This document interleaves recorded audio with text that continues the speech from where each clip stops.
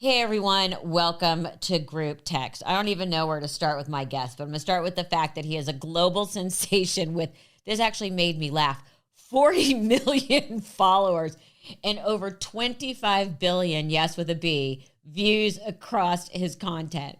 Thanks to the funny, upbeat, positive short videos he writes, produces, and stars in, Alan Chow has taken the screens by storm, and I am excited to get to know this young media phenom. So without further ado, welcome Alan Chow to Group Text. What's up? Thanks for having me. I'm so excited. I have so much to ask you, but I'm going to start with what made you want to start making these videos? Sure. So when I went to college at USC, I started making videos as a way to connect with my family.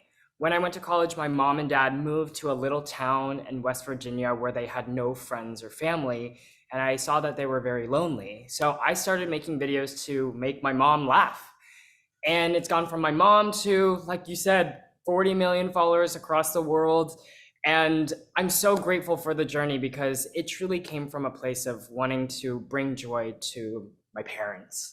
Yeah, I barely get my son to return a text, but it's a different conversation. You're making videos out of love, and mine was probably a text with just the letter K.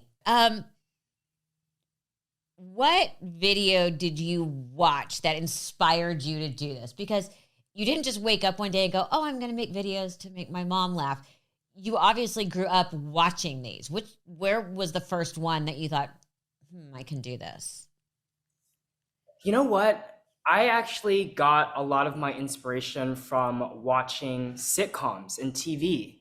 And I saw how people who were stand-up comedians and who were in charge of their own destiny, they were able to create the best content instead of allowing their path to be dictated by other people. So my inspirations really came from Mindy Kaling, Aziz Ansari, people like that who created their own stuff and made it.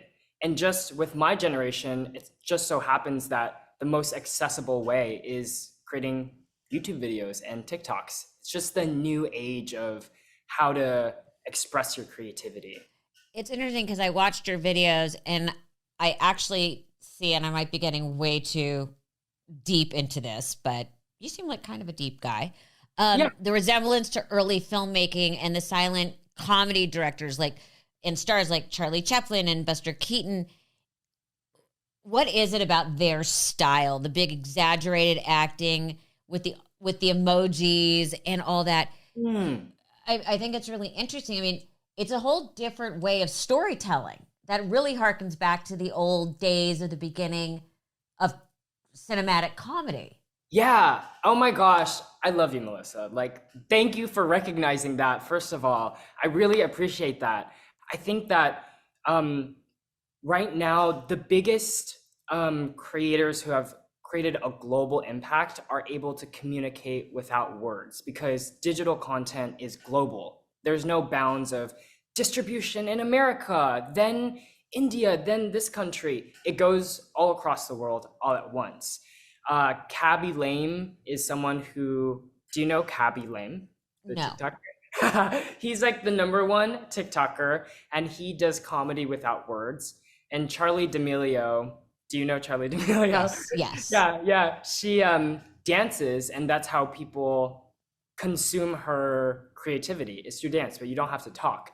And so right now I'm trying to focus on this global storytelling so that people from India, people from the Philippines, people from all over the world, or like Nebraska, they can all understand this story. So it's very intentional. Thank you for recognizing that. Because it's very broad comedy.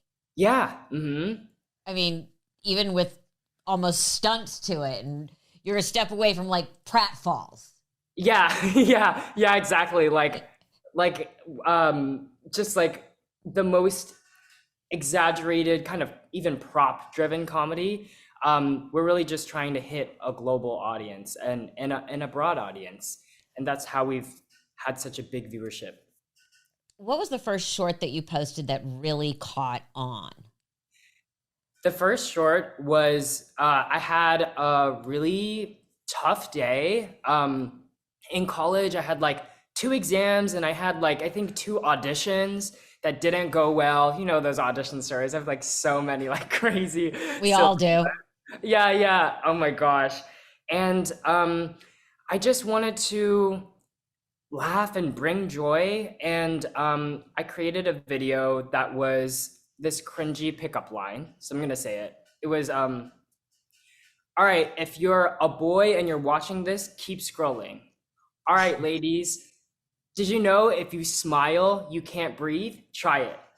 Just kidding. I just wanted to see you smile. Oh, It was Jesus. so bad. How But did you even come up with that? I posted it and I sent it to my mom and I don't know, I was like cracking up at how cringe it was at myself.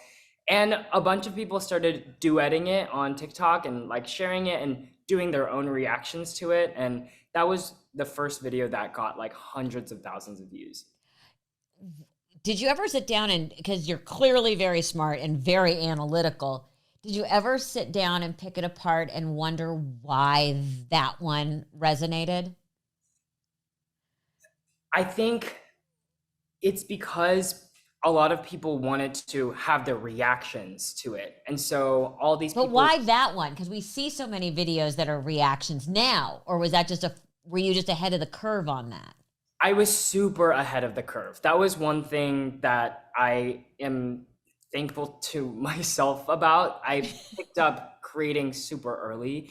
And back then, you could do almost like very simple stuff and it would go viral. Now I think there's a lot of content. Everyone's jumping on the train. So it's a lot harder now. Speaking of being analytical, now we really pick apart videos to see what can reach an audience. But at the time, it was more just off the cuff. And I love that period. Do you miss it? You know what? I loved that period because it was like throwing up spaghetti against the wall to see what works. But now I'm so grateful because I'm truly running a business. I have employees. We work with like teams and we're creating more elevated content. And coming in as an actor, I used to do acting for film and TV. That's kind of where my roots are. I studied screenwriting and business at USC. And so I'm thankful for this period too, because I feel like this is what I am skillful at and also what I really enjoy. Were your parents happy that the second part of what you just said is business? Yeah, exactly. You know, you want your kid to have like a worthwhile revenue generating education. But the irony is, I think that you can study anything in college and it's more about the relationships that you build.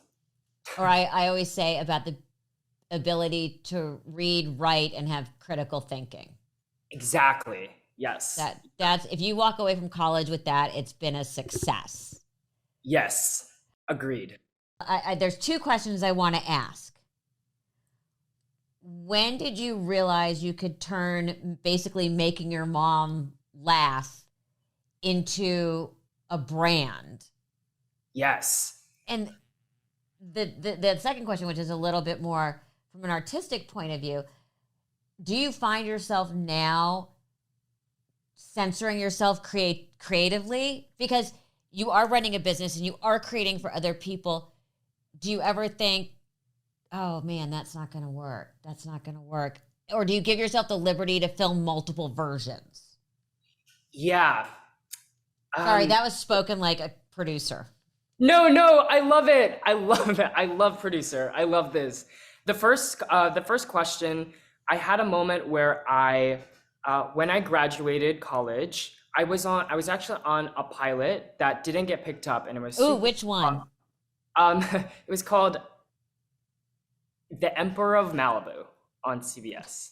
And I went to, it didn't get picked up, and it was like a dream of mine.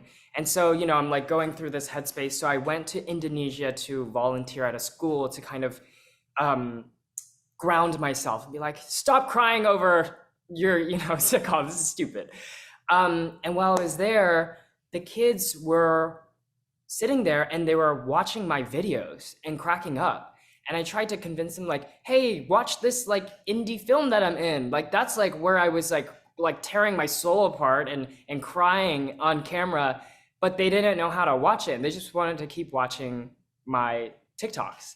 And so at that moment I thought, oh wow, this is a huge, and this is before TikTok was big in America. Like nobody had TikTok in America at the time. And I thought this is a huge moment in like creator history, or like in the creator economy, that when you post something, it goes to every single person across the world all at once. And this is a huge moment where I can turn this ability into creating stories at a high level. For the second question, do I censor myself? I think that we are very particular about certain things, like pacing has to be really fast. The comedy has to be really clear. It doesn't have to be like too exaggerated, but you have to understand what's going on because we don't talk often. And so those are two things that me and my actors, I'll always tell them, do it again if it's not clear and if it's not fast. But besides that, we kind of just are able to have fun. How do you figure out a bunch? By the way, my favorite note on set, which just made me laugh because it's such a ridiculous note. That was great. Now do it faster and funnier. Yeah. Awesome. Now faster and funnier. Yeah. What does that mean? Funnier? Like, yeah, exactly. Should I like make my face more crazy during it? Yeah. Love. Well, that's exactly what you're asking them to do. Yeah. But you just haven't, it's going to come out of your mouth now. Just faster and funnier. Into the monster that we've always hated. Yes. What is the process? Do you write a bunch and then go out and sort of gang shoot them? Or do you do one in one in one? I would assume in the beginning it was one in one in one, where I'm assuming now it's more of a gang shoot. Like, exactly. Do you have a writer's room? I just hired a writer who is a friend of mine. So we meet on Mondays and we brainstorm the ideas. But before then, for the last 3-4 years, I wrote everything myself. And I shoot all the videos all in one day. So we'll do a full day of 7 videos. And I invite all the actors who are all my friends. We get into the costumes, etc. We shoot them all, and then we release them all the next week. But in the beginning, it was one in one. Or even in the beginning, it was like out to dinner with friends and like, let's film it, like, and set it up on this like Coke bottle and do it, you know. But now it's more systemized. Right. So you don't just say we're going to shoot today and let's see what happens. Yeah. We use like what's working, and then we do another version of it for the next shoot. Now, do you still how has your production value changed? Yes, I'm actually sitting in this classroom that I built. I have I live in this apartment, and I decided to rent another apartment in the same complex down the hall. And I built a classroom, and there's like a cafe out there, and we have like a locker room. And so we definitely have elevated the set because we want it to feel like a universe that the audience is like, whoa, where are they? Where is this classroom? Where is this cafe? I want to know more about this guy and his friends and where they exist. We're trying to create that mystique, that mystery. And so that's one we're elevating right now. And camera-wise, are you still just using one or are you using multiple? We're still using an iPhone for a lot of it. But now there's a plug and a half. Yeah, exactly. Yes, go buy the new iPhone. We're just shooting on iPhone for a lot of the shorts, but for our long videos, we started using a camera. Wow. What's your editing process like? I have an amazing editor named E, and I send them all after we've shot them, and E edits them throughout the week, and we post it the next day. But in the beginning, I used to edit all the videos myself. And if there's something that I need done really fast, or it's so specific that I don't know how to tell someone else to do it, I'll do it myself. And this might be a little bit meta, but I can't imagine that the Alan we're watching is the Alan I'm talking to, who has sort of built this empire. I mean, you clearly have two sides to your personality. There's the creative side, the business side. I mean, I've had experience where I will walk into a meeting and they expect me to be goofy Right. and spoiled or snotty, and they find out, yeah, I'm funny, but I'm also a savvy, educated business person. Mm-hmm. Have you found that at this point, because you are on the rise, that you walk in, you have these preconceived notions that they have about you that you have to walk in and get past? Yes.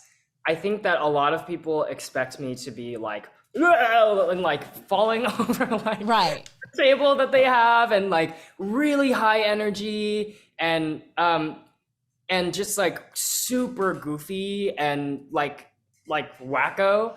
But and I think in the beginning, even when I was acting, I felt like I had to live up to that when I would meet people.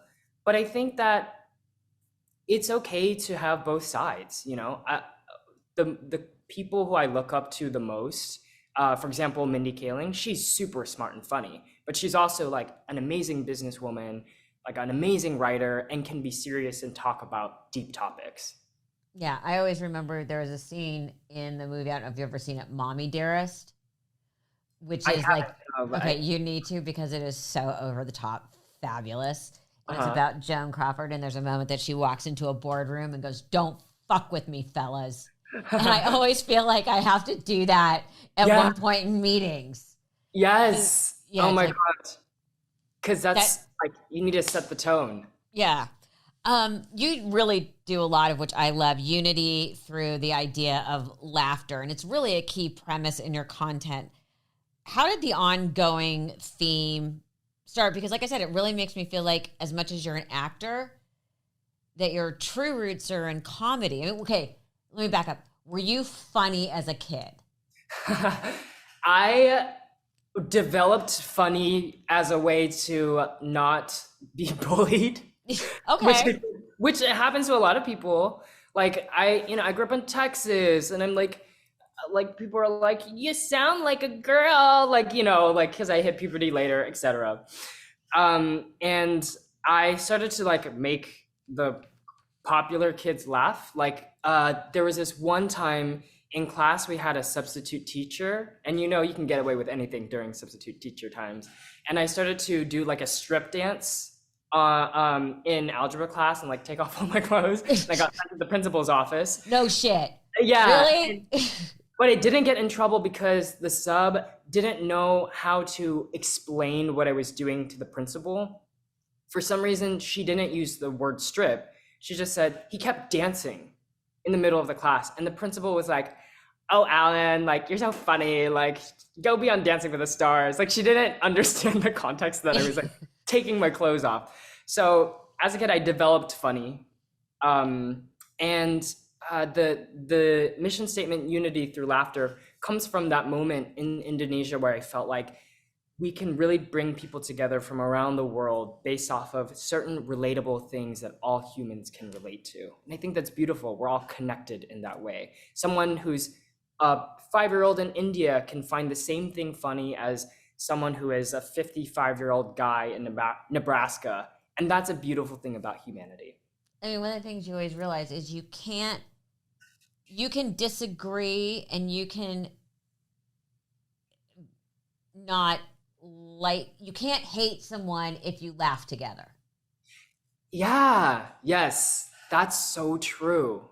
You can't hate someone if you act. I mean, you can be fighting with someone over politics, and if you both laugh, you've taken the air out of the balloon of hate. Yes. Yeah, exactly. Yeah, like it makes you realize that you share something in common if you're laughing together. And there's so many sitcoms and so many shows and movies that have taught beautiful, valuable lessons through comedy. I was watching your interview with Eric McCormick from Will and Grace, and how it's amazing how they used Will and Grace as a way to tell a positive message about acceptance. But it wasn't preachy. It was just them being funny on their show. And I think it's beautiful. Oh, look at you doing your research. So you are a deliberately strong voice for good in the AAPI community, and you work to amplify those voices in the media. I would say, how did this come about? But it was been such a rough year, or years across the board. Why did you feel compelled to do this specifically through your comedy?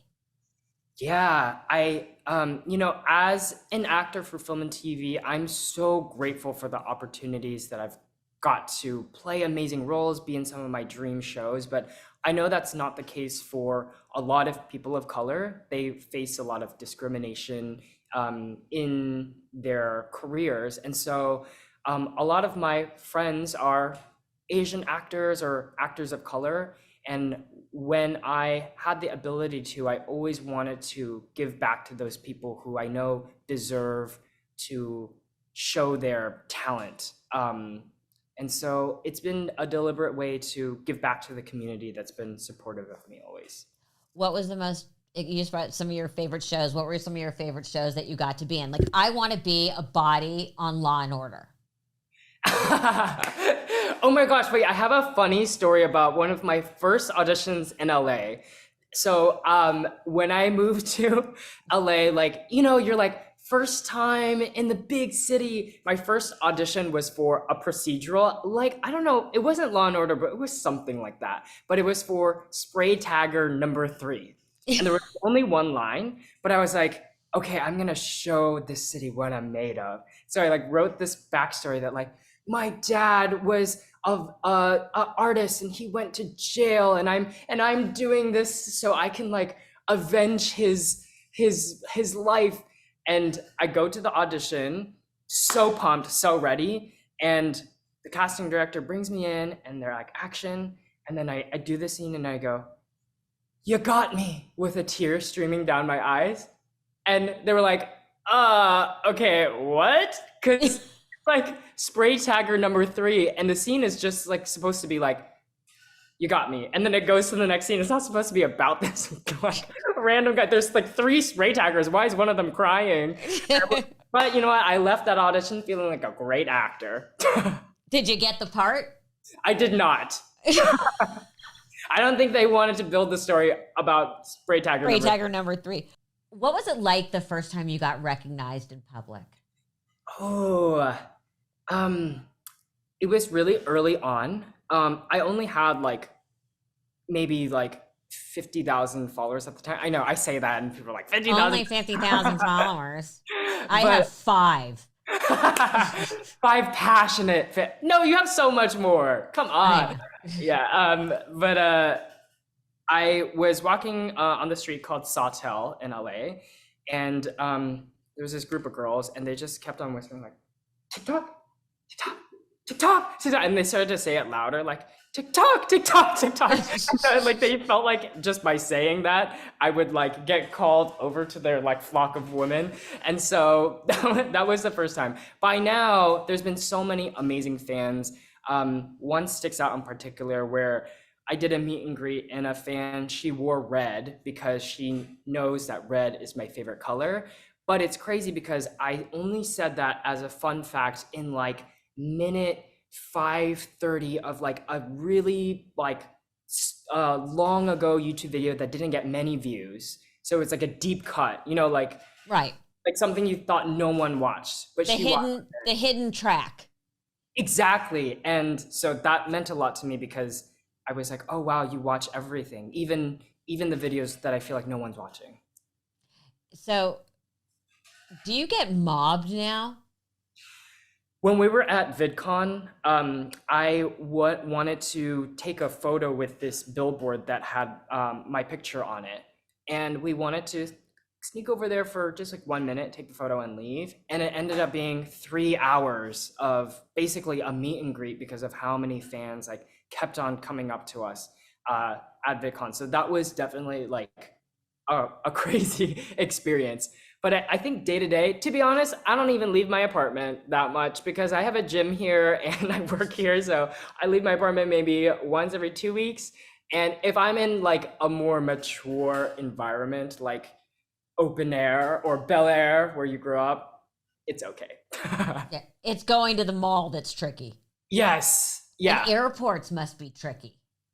Yeah, they can be for sure. But definitely malls. Definitely malls. Um, you, at the ripe old age of 26, now are a mentor to a lot of people. You know, a lot of creators want to be the next Alan at the ripe old age of 26. Does it freak you out when people say, "Oh my God, I've watched you since I was a child"? It does. It really does. Because I'm like, aren't you a child now? Like, I got this comment on one of my videos recently saying, OMG, I used to have a crush on him when I was a kid. And I'm like, what is kid? I've been making videos for 3 years. You mean you're 10 now and you were 7 then? Like, Yeah, exactly. You're just so crap. I feel old. yeah. But I do really I'm grateful for the fans. They're awesome, and I want to inspire them to show that when you create with a positive intention and a positive message in mind, that's when really things really start to take off. What's your personal life like? Besides not leaving. Now we know you never leave your apartment. Yeah. Well, wait, that's not true. You walk down the hall. I walk down the hall, yes. And I assume walk back. I do walk back. And my neighbors are fans, so sometimes I get recognized in that walk down the hall. It's it's tricky. The thing about being a creator is there's no limit. Like there's no limit to how much you can create. It's not like a network show where you're expected one episode per week, which by the way is so much anyways. But there's always this like feeling that you can be doing more. And so I'm trying to work on that balance. But right now it's a lot of work and not that much hanging. But I love my family, and if I have downtime, I always spend it with them. Okay, are you single or committed relationship, or is it complicated? I like to play games with my guests. So we're going to play a game called Rose, Bud, Thorn. Okay. And if you don't know how to play, it's very easy. Rose is something you've done in the past year that you've loved or are proud of. Bud is something new that you've done or experienced that you're like, oh, this is awesome. And thorn is something that was tough or that you just did not like in the past year. So Rose, something I've done that I'm very proud of. This is yeah.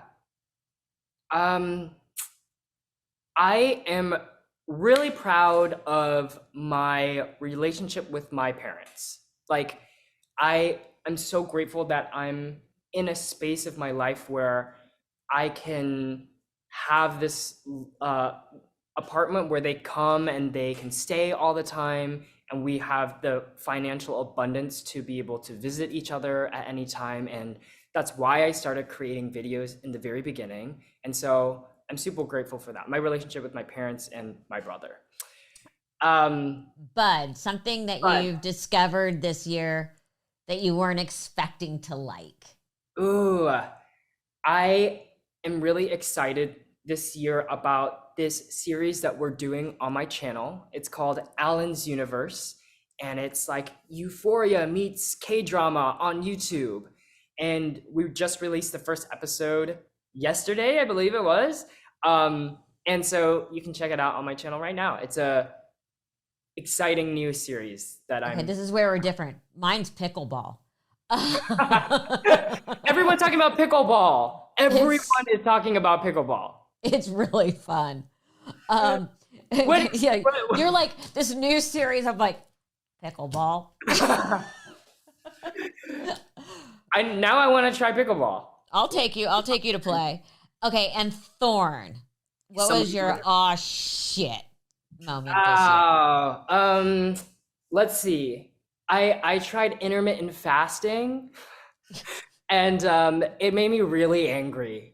And I kept on snapping at people and getting like oh my God, like why is this happening? So I regret that because I feel like I had a lot of snaps. That's a perfect answer. You know, like those hours right before you can eat. That's when all the conflict starts. See, You're like, I started it during COVID. oh, oh no. But you're at home and all you can do is eat. Right, but that's where it was like, I'm not feeling pressure to eat. I'm not doing that. But I also cheated because I just counted the hours from my last meal rather than having set hours. I think, okay, yeah. People say that it's so healthy for you, but I'm like, Yeah. I'm kind of dying. I'm kind of dying over here. Like, I don't know how we're supposed to do this all the time. And if I'm dying, I also might take someone with me. Yeah, yeah, yeah, yeah. Your son? No, He's dead. He's dead. he's like, he would just stay in his room. Yeah. Alan Chicken Chow, check him out on YouTube, TikTok. Sorry. Alan Chicken Chow, check him out on YouTube, TikTok, Instagram, and anywhere else you get your content. This has been so fun. Same. I love you. Oh, I love you too. You're a YouTuber. Well, we gotta talk. We could be friends. Yeah. But I'm so down. we could be totally do everything over Zoom because you know why? I don't like leaving my house. We're the same. Exactly. That one, you just walk down the hall from your bedroom to your office. Yeah, exactly. That's the walk. Exactly. Thank you.